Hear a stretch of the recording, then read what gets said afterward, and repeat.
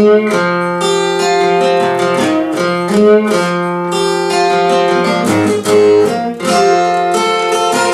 all the same. All your names have changed every day. It seems we're wasting away. Another place where faces are so cold. I travel all night just to get back home. I'm a cowboy on a steel horse I ride. I'm running,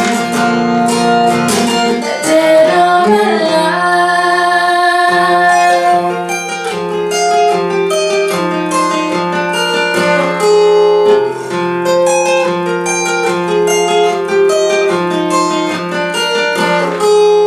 Sometimes I sleep, sometimes it's not for days. The people I meet always go their separate ways. Sometimes it's tempting about the bottle that you drink. Sometimes when you're alone, all you do is think. 'Cause I'm a cowboy on a steel horse I ride. I'm running, dead or alive. Running, dead or alive. I walk these streets, always 6th Street on my back. I play for keeps, 'cause I might not make it back.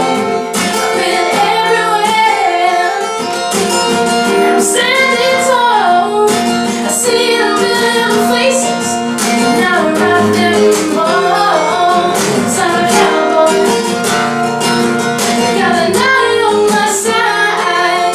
I'm wanted, dead or alive.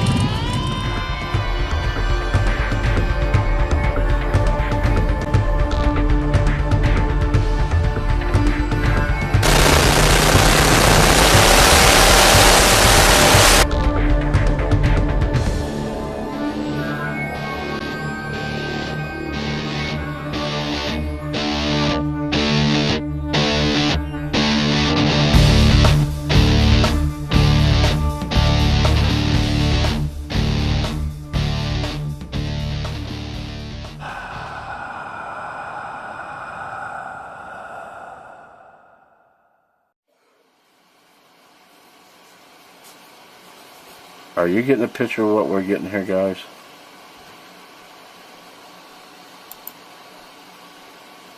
And there it is, friends. There it is. There is the flat Earth, and there's the land, the ice land of Antarctica that circles the flat land of the Earth.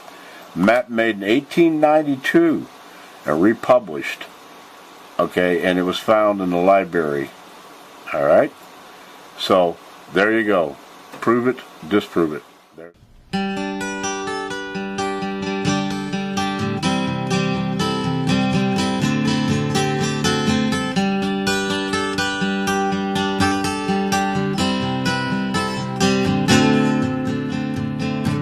Here comes the sun. Here comes the sun. It's alright.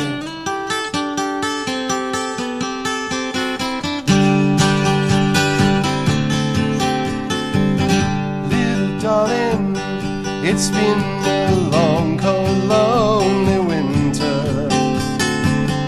Little darling, it seems like years since it's been here. Here comes the sun. Here comes the sun. I say it's alright.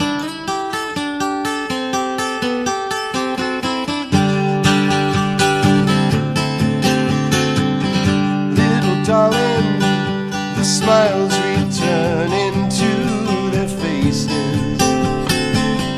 Little darling, it seems like years since they've been there. Here comes the sun.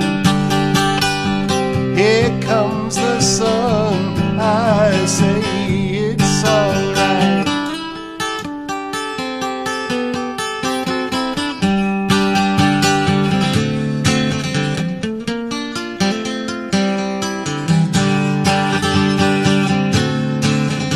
Sun, sun, sun, here it comes. Sun, sun, sun, here it comes. Sun, sun, sun, here it comes. Sun, sun, sun, here it comes.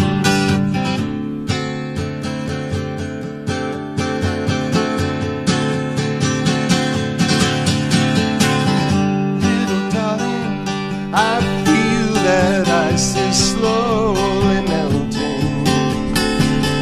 Little darling, it seems like years since it's been clear. Here comes the sun. Here comes the sun. I say it's alright. It's alright. It's alright.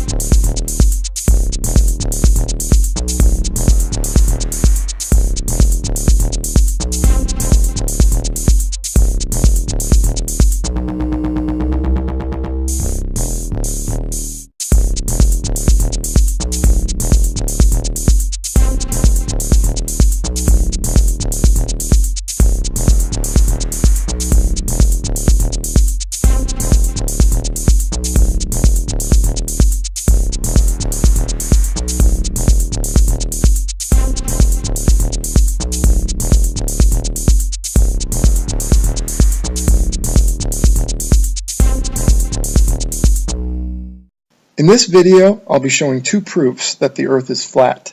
In the first half, I'll show how there is no curvature on the horizon, even though there are those that claim that lower portions of buildings being blocked from view by the horizon is the result of curvature. The second part of the video is dedicated to showing that the horizon is very thin. It has no depth to it, and that is evidence that the horizon is the product of perspective and cannot be the product of curvature. Okay, let's go. I just want to talk about videos like this on YouTube where someone zooms in over a patch of water and they actually zoom in on the horizon, which is really cool. But you can see objects past the horizon, whether it be buildings or ships or something, and the lower portions are blocked from view. Well, the average person looks at that and says, wow, that's curvature of the Earth. And, you know, that's understandable. That's what we've all been taught.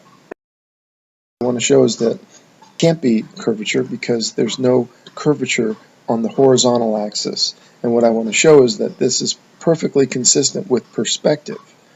This is exactly what we would see. So here we go. Okay, a little something of how perspective works. See the red and the yellow line. The yellow line is your eye height. The red is the ground plane. And the ground angles up. It visually angles up to your eye level. It's on a trajectory. So the way perspective works on a flat plane is that where that intersects, the ground plane and your eye plane intersect, is where the horizon will form, because that's as far as you can see. You know what I mean? The ground comes up like a big wall. It's a big ramp. And when it gets to your eye level, you can't see any further. You cannot see any more ground, or in this case, any more water. You can see beyond it, but the bottom portions of things are blocked from view. So that's the reality of our vision. Wow, look how that water ramps up to your eye level and it forms a wall. Incredible, zooming in on that horizon. Notice the buildings behind it, the lower portion is blocked. That's due to perspective. To explain this illustration briefly, when they say they see curvature when they're looking at the buildings, and they're saying because the lower parts disappear, they're calling that curvature. That would be on the z-axis. That's from our eyes to the horizon and beyond. On the x-axis, these are the two that we're concerned with, the z and the x. The x-axis is the horizon, or our horizontal axis. And the x-axis is the one that we don't see any curvature on. They claim to see it on the z, but they say, oh, you can't see it on the x. Well, you should and you must see it on the x, and yet we do not. Okay, here we are looking over the bay. I have it mocked up here so you can, I have the x, y, and z axis, and I got a line across the horizon. And you'll notice I have a guy over there on the right-hand side of the screen, and he's looking across to the left. So the point of this is that here we are looking across this patch of water, and the guy on the beach here says he sees curvature because the building's way off in the horizon. Once you zoom in, the lower parts disappear, so he's claiming curvature on the z-axis. Yet, we take this guy over here to the right, and let's say he's doing the same exact thing. He's looking across the same patch of water, and he sees buildings off in the distance, and the lower portions disappear, and he's claiming curvature. Now, his z-axis is our x-axis. You see what I'm saying? So what I'm going to do here in a second is I'm going to zoom in on this whole, the zoomed out shot of the horizon, and we're going to scan it from right to left, and we're going to show that there's no curvature on the x-axis. Yet there should be curvature, and there must be curvature on the x-axis because that would be someone else's z-axis. Like, for instance, if he's looking at our z-axis, that's his horizontal axis, and he should see curvature because it's a ball, remember? But we don't see that. So here we go. Okay, so on the next slide, I'm going to blow up the slide, and I'm going to zoom into the horizon, and we're going to put a straight line against it, and we're going to scan it from right to left, and we're going to see what it looks like. Let's go. Okay, here we go. Look for any separation between the horizon and the straight yellow line, especially at the beginning of the picture and at the end, or the right side of the picture. That's where they say you'll see curvature. So we look, and we have, I put a little gap between the line and the horizon, and there we go. Looks perfect. Okay, and we're going to maintain that gap all the way across. I can't believe they try to get away with this. They say you can't see curvature, but then they see the building's lower portions disappearing and they yell curvature. But here we are. Here's the horizon. Nice long patch of horizon, and let's look at the end. Perfect. Not an ounce of curvature. Okay, I just want to say a word about zooming in with a telescope. There are people that think that I've spoken to that if you use a telescope, your horizon will be further. The stronger the telescope, the further the horizon will move away from you. Well, that's not the case. The horizon is determined and formed by the ground visually angling up to your eye level.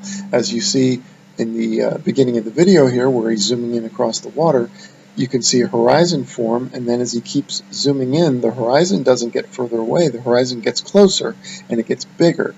He's zooming in on the horizon. That horizon is formed whether you're looking at it with a naked eye or a telescope.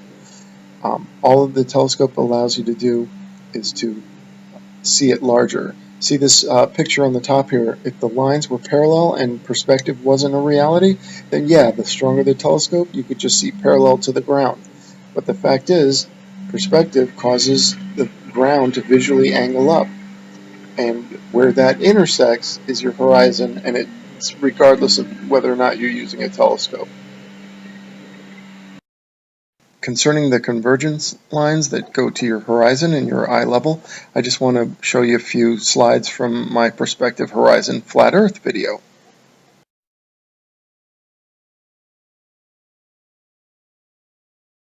That the parallel lines do not angle or converge towards the ground, nor do they angle towards the ceiling, nor to the left or right.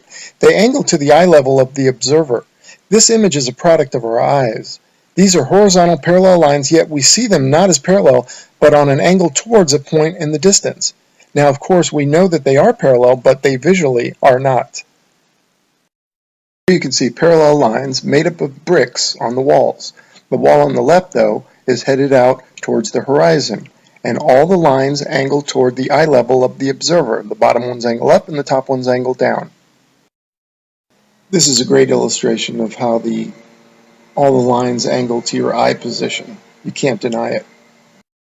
All of the lines converge at a center point on the horizon called the vanishing point. Parallel lines above it angle down, the lines below angle up, the sides angle in. The vanishing point is the intersection of the horizontal and vertical axis of our eye position.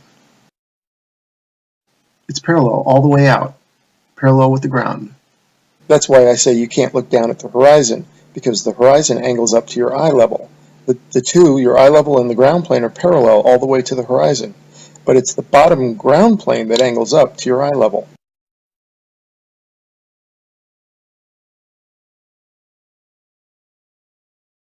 Okay, here's a new slide. Here's a guy sitting in the middle of the ocean. You can see the water angles up and on each side of him to our eye level. Actually angles all the way around him. Just like looking down that long hallway, the floor angles up to your eye position, the ceiling angles down, the walls angle in. That's perspective. Here's another one with the guy in the boat. Whether he's in the hallway or out on the ocean, the ground plane angles up to your eye position. And so you can't see any ground past that point once it intersects with your eye height. So items or objects beyond the horizon will be blocked, especially the ground, and then lower portions of objects beyond the horizon will have their bottoms blocked from view. And here's another one. You can see the water ramp up to the eye level, and the building beyond the horizon has its lower portions obscured. It's kind of like putting your thumb out at arm's length and putting it level with your eyes. You can block things much bigger than your thumb. That's due to perspective. And the same happens here. The further away that building is, the more of it gets blocked, starting from the bottom up. Okay, that concludes the first part, dealing with that there's no curvature on the x-axis or the horizontal axis. Now I want to talk about the thin horizon, the fact that the horizon has no depth, and how that is completely consistent with perspective on a flat plane, and not consistent with a sloping ball, and the horizon being a product of that curvature. So let's go. Okay, here's a really quick zoom. Check out the horizon. It goes really fast. He doesn't stay there very long. I make a still of that too. I blow it up and you can check it out. Here's another zoom. Okay, check out the choppiness and the shallowness of the horizon.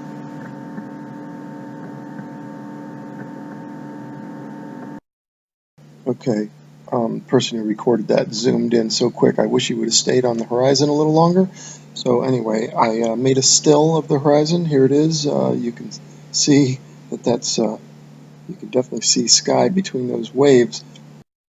Really funny how it's as if the horizon just stops. I mean, the ground plane angles up, and when it intersects with your eye position, it stops. I mean, you can see right between the waves. It's as if it's one layer of waves, right? Look how you can see the sun between those big gaps between the waves. If that horizon were the result of a very gradual curvature, the horizon would be much thicker and much denser. You wouldn't have that kind of definition within the waves. Okay, see the people on the boat? They're just a layer of people, one layer, and see how they look like the horizon? It's as if the horizon is very thin and it just drops off. This is kind of blurred out, but you can see the upward trajectory and then the thin horizon. There's no depth to the horizon. It's as if it stops, and it does. Perspective would dictate that the ground visually angle up to your eye position, and when it does that, it stops. You know, you can't see any more ground behind it. You can see things beyond it, but you can't see the ground. And notice how the waves can block several floors. I mean, 4, 5, 6 stories of those buildings. And the further away the buildings are, the more of them gets blocked. It's like holding your thumb out at arm's length. You can block things much bigger than your thumb.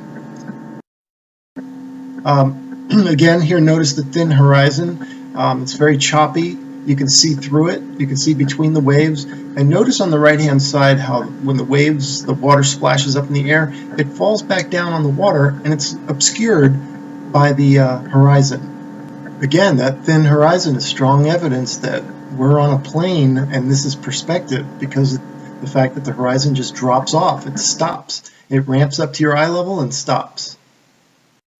Here's a zoom in on that same shot. Notice the right side of the rocks, the waves splashing behind the horizon. It's really surreal looking. I mean, what a zoom this person used. It's awesome. You see the water splashing down behind the horizon, and it's as if it's a little lower than the horizon itself. Now, none of us know what happens. I don't think any of us know what happens behind or beyond the horizon, whether it flattens out or it goes on a downward trajectory. You know, since the converging lines have already converged, maybe they then go downward. I don't know. I made an illustration using people instead of the water, and I arranged them so that they ramp up to eye level just like the water does when we look out over the water. And you know, many of us have been in a big crowd of people, and when you're looking through just a couple of or a row of people in front of you, it's no big deal. You can look between their shoulders, between their heads, and you can see. But when you get a thick enough crowd and they're all the same height as you, you can't see anything because they block the view. So that's what I've been showing about the thinness or the lack of depth in the horizon that we've been looking at. So I just thought this was an illustration because most of us have been in a crowd and could relate to this. So anyway, in the first one here, you can see that resembles the water as far as it ramps up to our eye level, and the top row of men, you can see sky between their heads, and that's what we've been seeing, as if it stops right there. That's the horizon. That group on the top row is the horizon. And then we have this. This is what we would see if the Earth was a slow, gradual curve. The horizon would be thick. It would have so much depth to it that you wouldn't see between the heads. You wouldn't see the sky between the waves like we've seen in the illustrations I've shown in the video and in the pictures.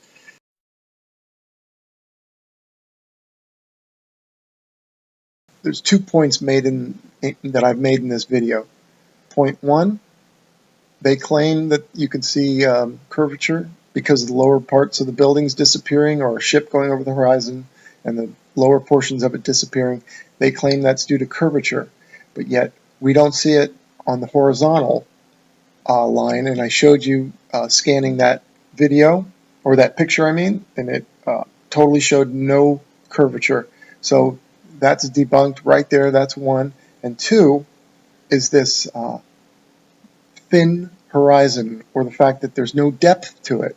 It seems to stop. Now, if it was if we were on this huge ball, it would be such a gradual curve, right, that you would have a very thick horizon. The waves would be looking through that group of heads when there's a lot of people in front of you, rows and rows and rows, and you can't see a thing because all the heads fill the gap. But that's not what we see, fill the gaps. That's not what we see when we look at the horizon. These pictures, we see sky between the waves, as if there's one layer of waves, and that's it. So those are the 2 points that we've made here, that I've made, and I believe that is strong evidence for a flat Earth. Thank you.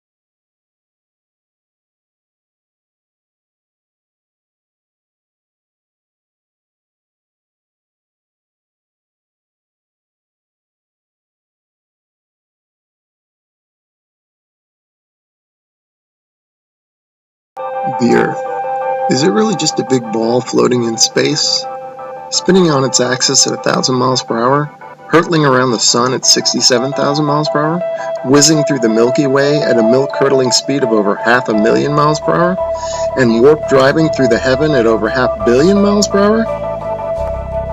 And what about the sun? Is it really 93 million miles away and close to 1 million miles in diameter, with a circumference of nearly 3 million miles? And it's constantly illuminating half of our entire Earth's surface with the rotation of the Earth, creating our 24-hour days, our night and days? Maybe the Earth is flat after all. And maybe it's completely still, just like we experience. And maybe the sun isn't big, but is very small and very close, and not illuminating the Earth from 93 million miles, but is illuminating locally. And maybe everything, the sun, moon, and stars, are not far away, but are circling overhead relatively close. In this video, we're going to explore the latter option, and at the end, we're going to reveal startling evidence through the use of time-lapse photography that the sun cannot possibly be 93 million miles away, but is in fact very close and is illuminating locally as it traverses our flat Earth. Oh man, and watch how this sun comes at you. Boom. I mean, come on. And that's all perspective. That's if you look at jet trails, Google Images, you'll see them. They start out low at the horizon, they come up overhead. Look at that thing. They come up overhead and then they go down to the horizon. Perfectly explains what the sun would do. Here it is going overhead. I love time lapse. Look at this. You can't go out and look at the sun. You can't see this stuff, except that it's on, time lapse like this. It's incredible. Now watch this thing. It's sweeping. The sun over flat Earth is doing a big circle, right? Look at this thing. See it sweeping to the right. It's like a lefty bowler. Just toss that down the alley, and there it goes, hooking into the pocket.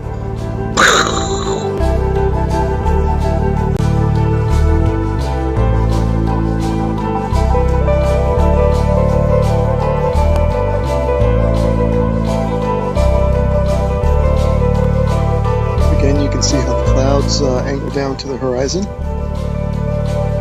Show it there. That's exactly how the sun would do. Okay, back to the Copernican principle, and this is what they tell us. The sun is 93 million miles away. Now, I'm going to show you evidence through sunsets that shows the sun light following the sun over the horizon, and it shrinks as it goes over. Now, there's no way it would do that if the sun is 93 million miles away. Okay, first I'm going to show you some footage from the ISS.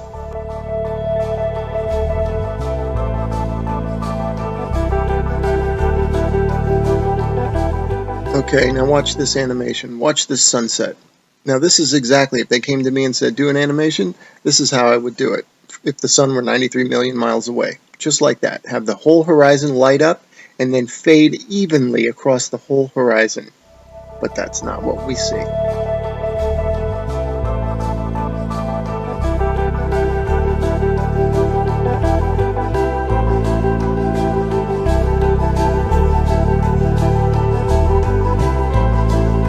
Okay, wow, look at that.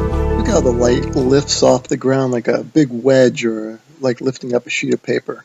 That's incredible footage. Definitely the light's following the sun, right? Okay, next I'm going to show you how a sun that is circling over the Earth, that creates the horizontal aspect of the sun. If you combine that with perspective, which creates the up and down of the sun, the rising and the setting, you get the 23.5 degree tilt that they talk about. It's nothing but perspective and the circling sun.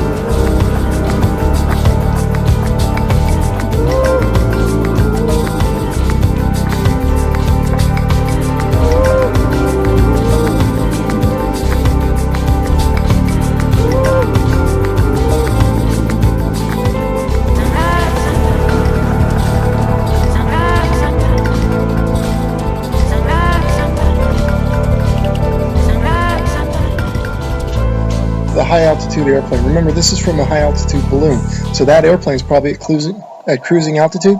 Notice how it looks like it's going up from the horizon. That's exactly how the sun will rise, because that plane is staying parallel to the ground. And now watch, it'll go down to the other horizon. All right, again, perspective, that's how the sun will set. And forget the big ball, that's just due to a GoPro camera. But see how the sun, that's the point of this. And then also, look at the size of the sun, man. Look at that thing. I mean, there's something to it to say that we're higher up our view and the sun looks bigger and it looks like it's not as high in the sky as it does when we're on the ground. Something to that.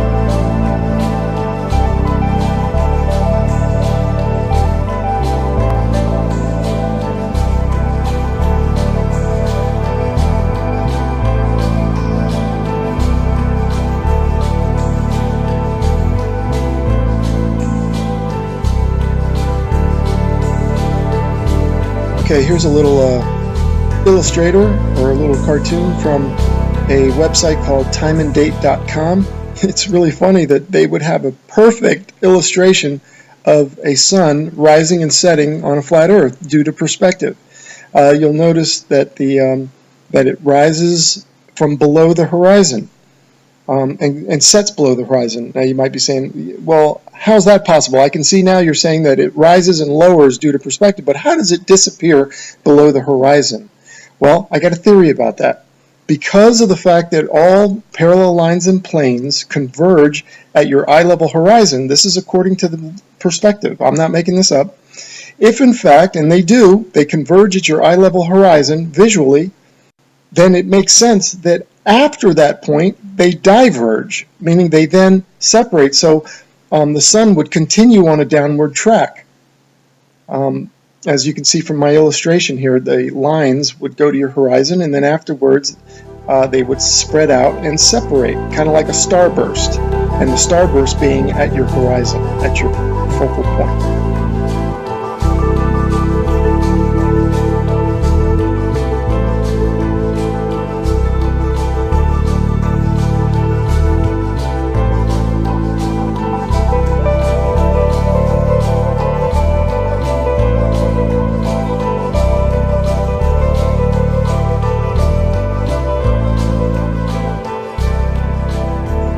Okay, these next three slides, the sun is almost set already behind the horizon, but watch as the sunlight shrinks and follows the sun. It's definitely a locally illuminating sun, not far away, not very big, and definitely not 93 million miles away.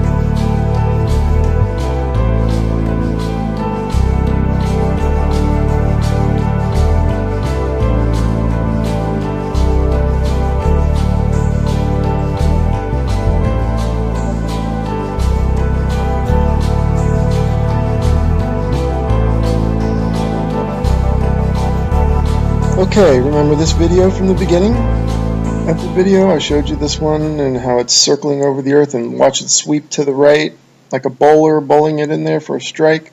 Okay, now I want you to pay attention to the way the light follows the sun. The sunlight's going to shrink, right, as it follows the locally illuminating sun. Now watch this. See it shrinking, following the sun? You do not get that if the sun is 93 million miles away. The entire horizon should light up. This is proof right there that the sun is close, illuminating locally, and traversing over a flat earth, period.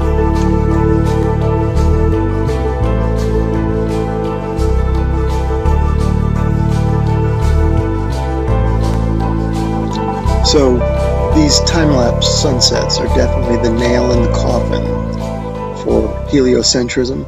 But this particular one here, shot from above the clouds from this observatory, is the final nail in the coffin. Look at how the sun just shrinks and the light shrinks to nothing. That cannot happen, as I showed you in the when the sun illuminates the entire Earth, which it does from 93 million miles away. It has to. You don't get this isolated look at the sunlight trailing the sun. That's only possible with a small sun, close, not very high, illuminating locally. I mean, if this isn't proof to you, then you gotta take the blinders off.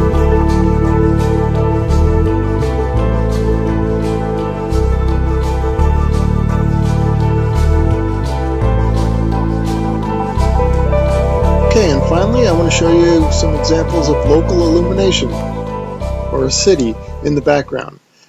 This is from Grand Canyon National Park. That you can see Las Vegas is one of them.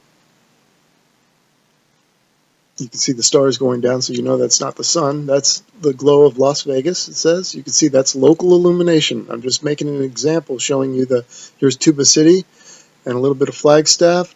Now, in this one here, you see two lights. Obviously, we don't have two suns, but these are two cities lit up, and it's just to show it looks just like the sun going over the horizon. That's the point of me showing that. That's local illumination at work. The sun is not 93 million miles away, because if it was, the entire horizon would light up, or actually would fade evenly, and the entire horizon would fade at the same time. Not what we see here, which is the small sun cruising over the earth and the light is following it. Case closed.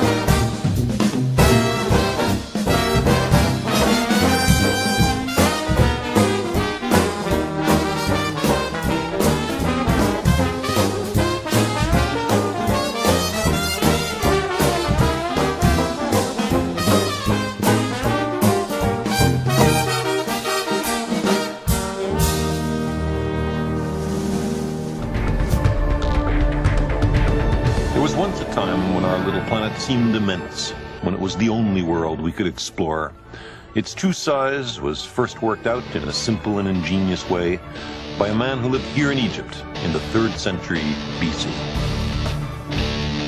Far to the south, he read, at the frontier outpost of Syene, something notable could be seen on the longest day of the year. On June 21st, the shadows of a temple column or a vertical stick would grow shorter as noon approached. And as the hours crept towards midday, the sun's rays would slither down the sides of a deep well, which on other days would remain in shadow. And then, precisely at noon, columns would cast no shadows, and the sun would shine directly down into the water of the well. At that moment, the sun was exactly overhead.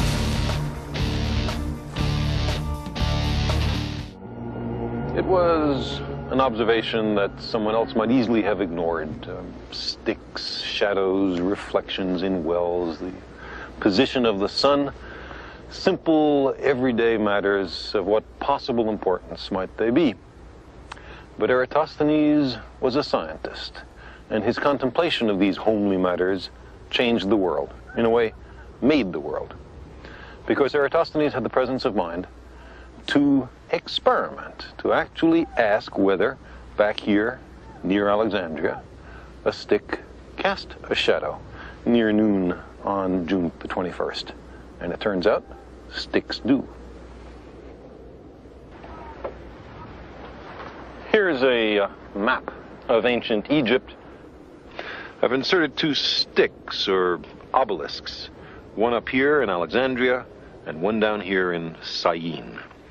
Now, if at a certain moment each stick casts no shadow at all, that's perfectly easy to understand, provided the earth is flat. If the shadow at Syene is at a certain length, and the shadow at Alexandria is the same length, that also makes sense on a flat earth. But how could it be, Eratosthenes asked, that at the same instant there was no shadow at Syene and a very substantial shadow at Alexandria? The only answer was that the surface of the earth is curved. Not only that, but the greater the curvature, the bigger the difference in the lengths of the shadows. The sun is so far away that its rays are parallel when they reach the earth. Sticks at different angles to the sun's rays will cast shadows at different lengths. For the observed difference in the shadow lengths, the distance between Alexandria and Syene had to be about 7 degrees along the surface of the Earth. By that I mean, if you imagine these sticks extending all the way down to the center of the Earth, they would there intersect at an angle of about 7 degrees. Well, 7 degrees is something like a 50th of the full circumference of the Earth, 360 degrees. Eratosthenes knew the distance between Alexandria and Syene. He knew it was 800 kilometers. Why? Because he hired a man to pace out the entire distance so that he could perform the calculation I'm talking about. Now, 800 kilometers times 50 is 40,000 kilometers. So that must be the circumference of the Earth. That's how far it is to go once around the Earth. That's the right answer. Eratosthenes' only tools were sticks, eyes, feet, and brains, plus a zest for experiment. So now let's turn our attention to the sun. What do you think is wrong with this picture? Any idea? Well, take a look at the angle of the rays. If the sun was 93 million miles away, as I show in this diagram, well actually I can't really show 93 million miles to scale here because if it was, the Earth would be probably in the next town. Point is that at that kind of distance, all the light rays from the sun would be parallel near enough. And if you recall, Eratosthenes' calculation of the circumference of the Earth actually depends on the light being parallel from the sun. So when the light shines through broken cloud, it would hit the ground parallel rather than at this kind of angle. So if you're able to measure the angle of the sun rays, you can basically, with a bit of simple geometry, figure out exactly how high the sun is. And that turns out to be about 3,100 miles. And if you were going to try and hide this information, that the sun is actually very close, perhaps you'd encode it in symbol.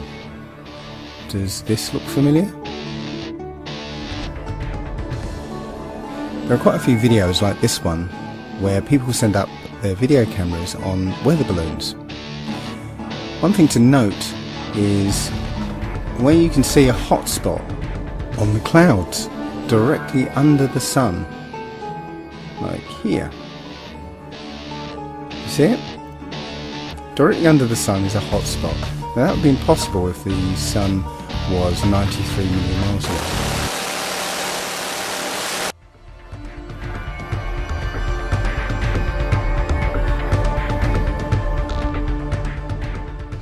Here is a picture of the horizon of the Earth at 20 miles up. And this was done by some school kids that sent the balloon up. And as you can see, this camera is panning right, and the horizon is completely flat, and it is eye level, which means that the Earth is flat. No curvature. And the higher you go, the further out it goes, and it remains flat. Continue to watch this video. There is another example of some children from a Christian school who did the same thing. They sent a balloon up about 18 miles, and the results are the same. So there's plenty of evidence to show that we live on a flat, plain Earth. Absolutely. There's no question about it. We've been lied to. NASA has lied, and they created all this illusion, and it's nothing but one big fat lie.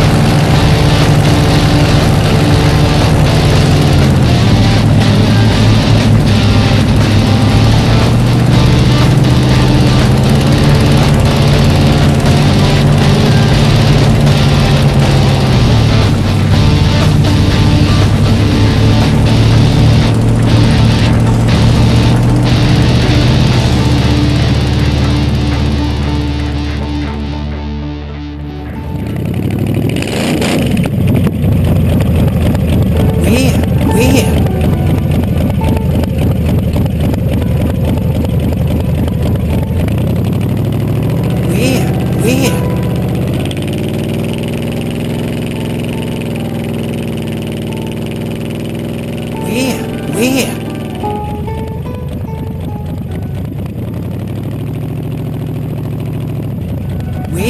Where?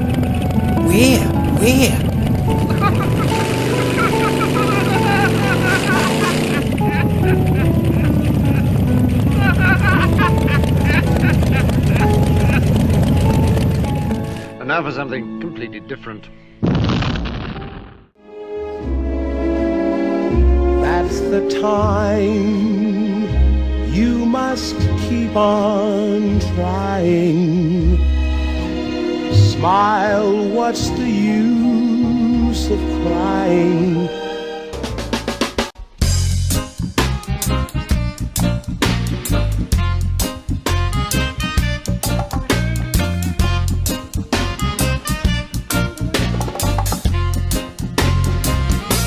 The earth is flat, living in illusion. The earth is flat. We take some illusion. The earth is flat, living in illusion. So people don't know what to do. The earth is flat, living in illusion. The earth is flat, it's staging illusion. The earth is flat, living in illusion.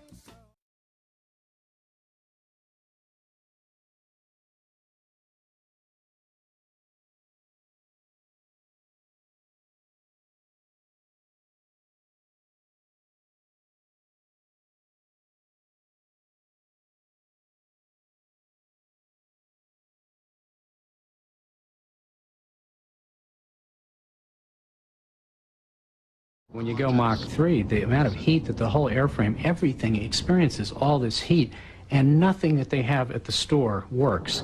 You know, there's no paint, no rubber, nothing. You know, metals, plastics, all this stuff is useless.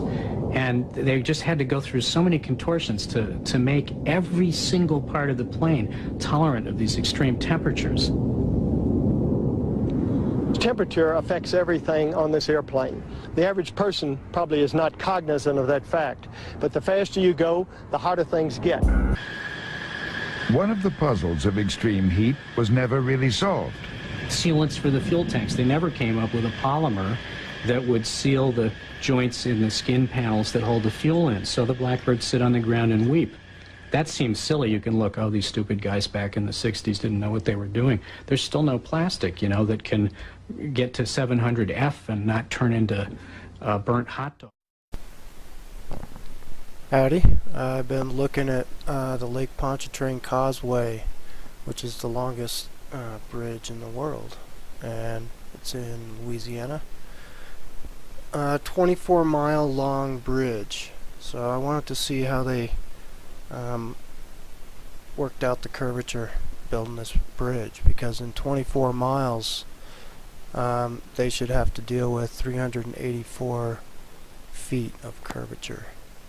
And I even looked at a documentary from Modern Marvels that 45 minutes long, but they finally got to the point, and it was this. They threw this up as they were going to a commercial, and it was 35 minutes in, so I barely caught it. But this is what they're to compensate for the curvature of the Earth. The Lake Pontchartrain Causeway was built roughly 2 inches longer than the distance it spans. 2 inches for 384 feet.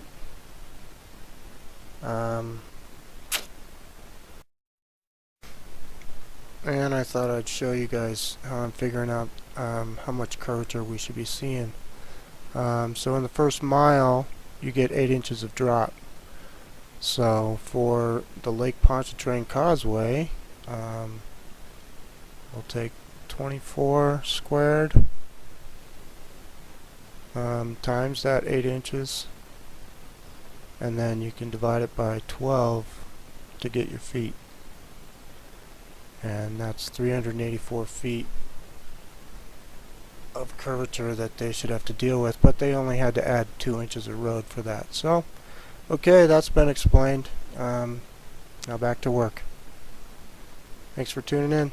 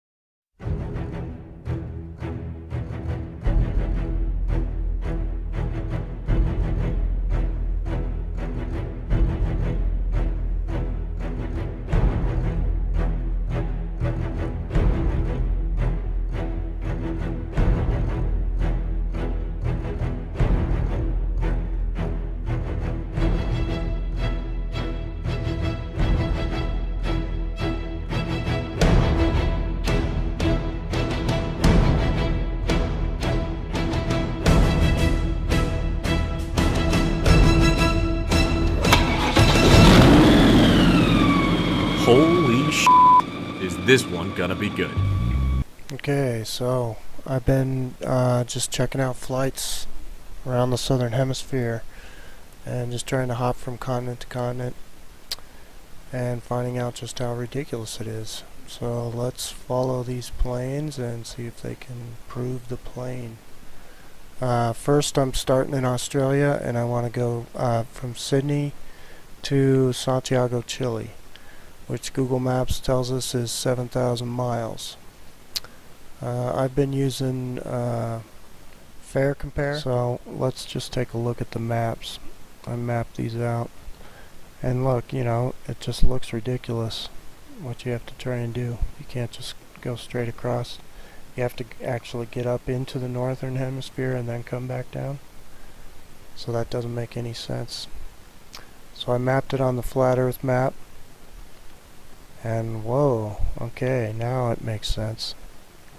This is Sydney, Australia on the flat earth map. So yeah, you would want to stop at Vancouver or San Francisco or LA on your way, because it is on the way. Alright, the next one I checked out, let's see, was Johannesburg, South Africa to Perth, Australia. And I chose Perth just because it's the first city you would get to. It's a straight across shot from Johannesburg, which is right here, to Perth, which is right here. So, look at all the flights that came up here, and once again, we only have one non-stop, then two one-stops from Singapore, and then a bunch from Sydney, which are kind of strange. I'll show you that in a sec here. So let's just go to the maps. Alright, these are the routes they want you to take. There's 3 separate airports right in this little area. This is Dubai and Dahou, and not sure what that one is. This one's Hong Kong, this one's Singapore, and here's Perth right here.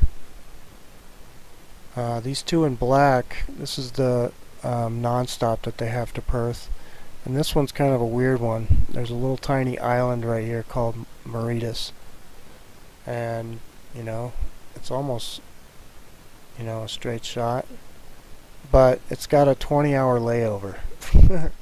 So I don't know how many people would actually opt for that flight, but the reason I put these in black is because I don't think they exist either. And then you got all these flights that go to Sydney, which is here. So what, you're going to fly right over your destination, fly 2,000 extra miles, and then hop around to all these other cities before coming to Perth. So this is kind of a weird one I can't really figure out yet, especially when you look at the map, the flat earth map. All the other routes make sense because yeah, it's on the way. Here's Perth, here's South Africa, all the stops are on the way. This is that Mauritius though, so yeah, I don't know, maybe. These are all the flights to Sydney, so it still looks like a pretty long shot to Sydney.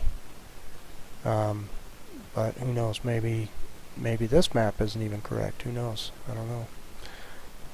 Let's see, the last one I mapped was, I wanted to go from Cape Town, South Africa, to Buenos Aires, Argentina, and these are the routes that they were giving me.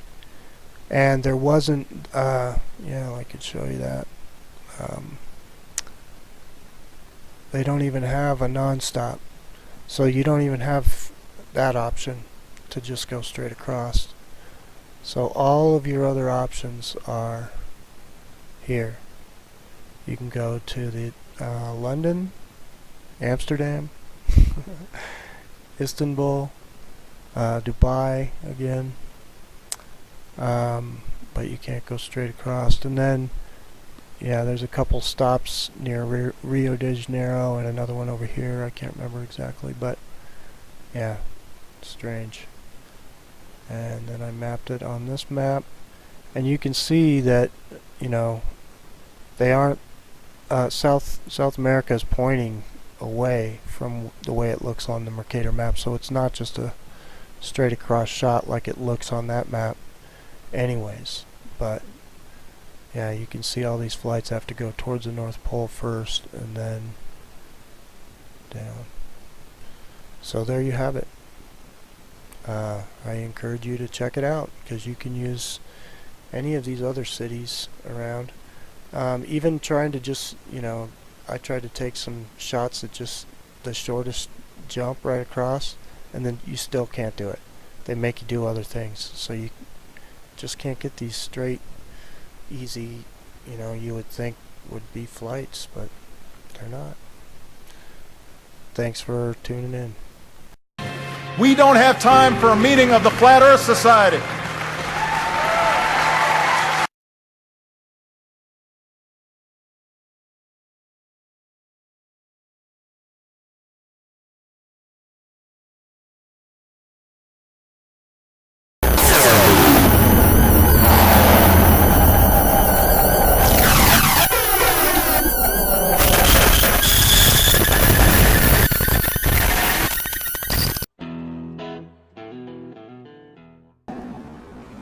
That's a mirage.